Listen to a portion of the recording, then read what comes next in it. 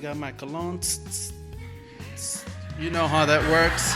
Just, I'm feeling good that night. I spoon between these two Australian men who know each other. She took it, and she looked at me, and she went in to give me a kiss, and I fucking bolted. I panicked. I don't know what the hell to do with that. And like Leah pushing me against the brick pillar and going, "Who is it? Who's your girlfriend?" And I was like, "It's you, okay?" Imagine if Scarface wasn't about a drug dealer, but it was about a surgeon. That was my dad, right? He'd be like, "Say hello to my little friend." Scalpel. Night gowns. What do you call those? Whatever they are. Evening gowns, thank you. And they are gorgeous. And I am a super friendly guy. And like, I barely like my tongue in my own mouth. Why do I want to put it in somebody else's mouth? Sometimes they have a partner and the partner comes in and chops their head off. And that's what this breakup was like.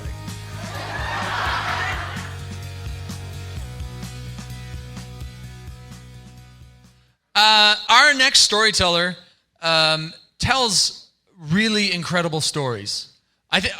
By the way, everybody who's been up here tells really incredible stories. But our next storyteller has a way of just communicating with people that I would describe it as getting on your level. And he really... did I say something wrong? No, I'm just kidding. He just really connects with you where you're at. One of my favorite stories of his that he told from this stage, you can find it on YouTube. He basically told the plot of the movie Sandlot as his own story. And not even basically did that, he did exactly that. And the story goes further and becomes about something. The theme that night was secondhand. So everybody was telling stories that may have not been their own. It was a secondhand story. But the entire, not everybody in the audience caught on that this was the Sandlot, but most of us did. And like, I was sitting right here at this table, and I kept going, "No, this is not your story, dude." And you're like, "Hold on, it'll get to it." I'm like, "Okay." So then like, I'm expecting like the next sentence to be like, "Okay, so that was," but no, he just kept doing the plot of the Sandlot. And I'd be like, but it's so funny. It's so good. You should go find it on YouTube. But he's a great guy and tends to lean more towards the serious stories, which again, I love those serious stories. Hey, please put your hands together for this man. He's telling a story called Assisted Living. It's Ben Klepzig.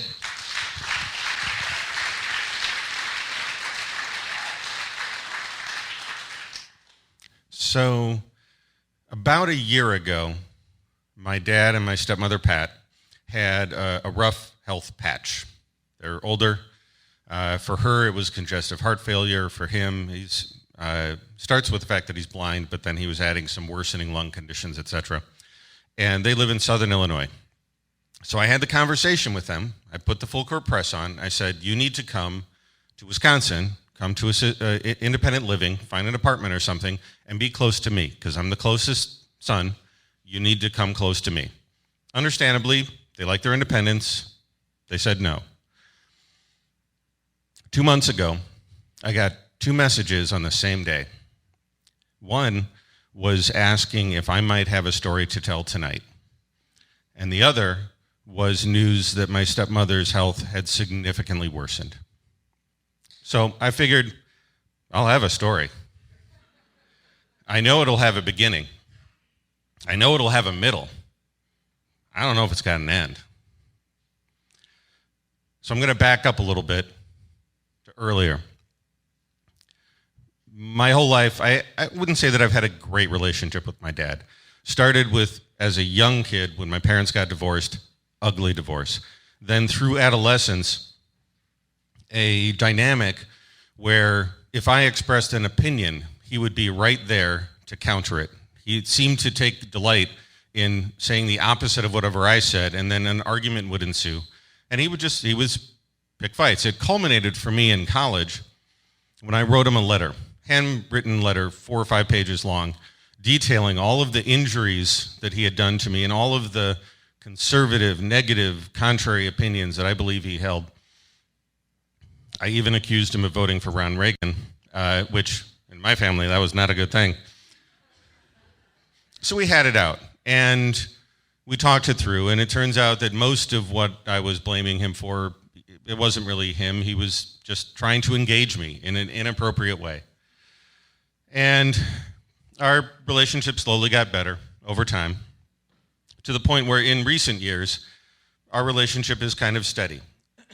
It is me calling him periodically, him talking for 45 to 60 minutes in rambling ways, repeating himself, stories from his childhood, and I would intermittently, occasionally interject, uh-huh, or yep. So that's been the pattern. And it would be the occasional call, it would end with the, I love you. So, to our current time, my stepmother Pat's condition is eventually diagnosed as bone cancer. And she's given the prognosis of 2 weeks to 4 months to live. And my mind breaks into 3 parts. Part number 1 is concern for Pat and her arc. Is it 2 weeks? Is it 4 months? What's going to happen with her? Part number 2, what's next? I had advocated a year ago that they should go into independent living. I'm pretty confident now, whatever happens, they're not going to be in a position to be in their own home, and maybe they're going to jump right into some more intense level of assisted living.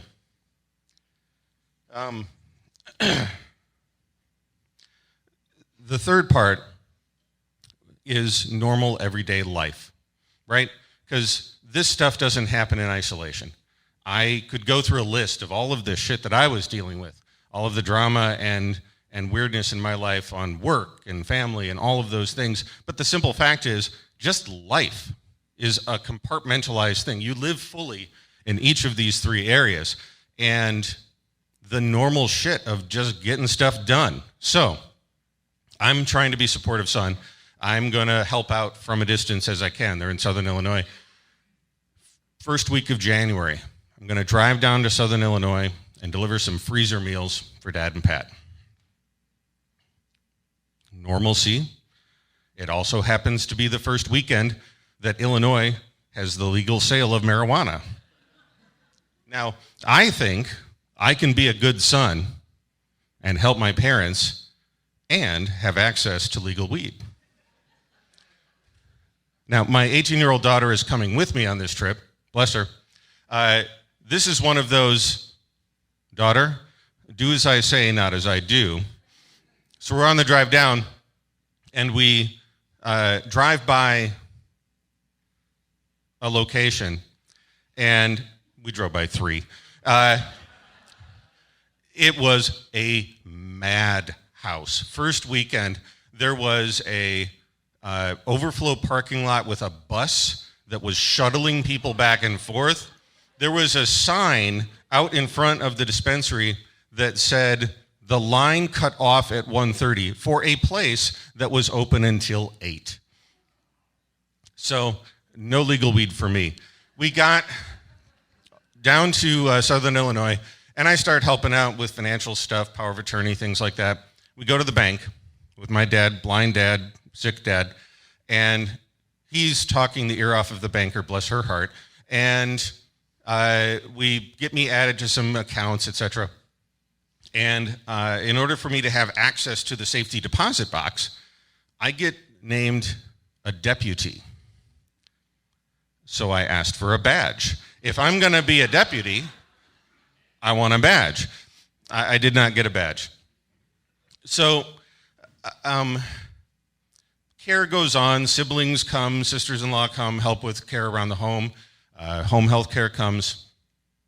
And we get to a place where my stepmother is in better care. She's getting better prognoses. And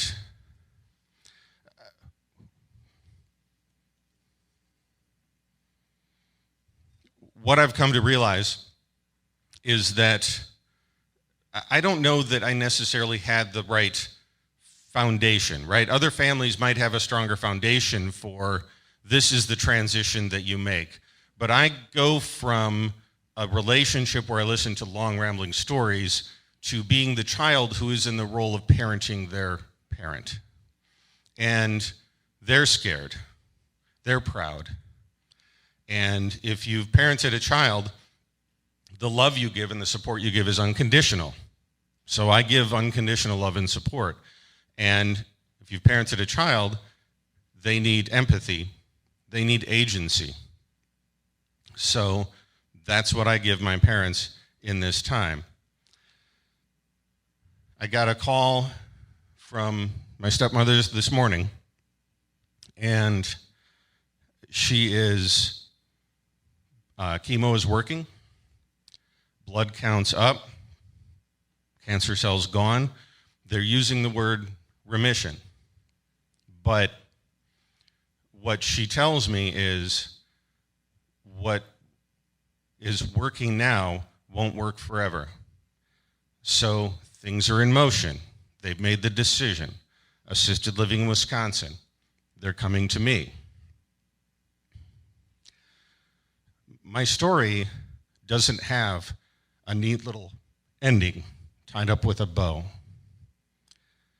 It's just life.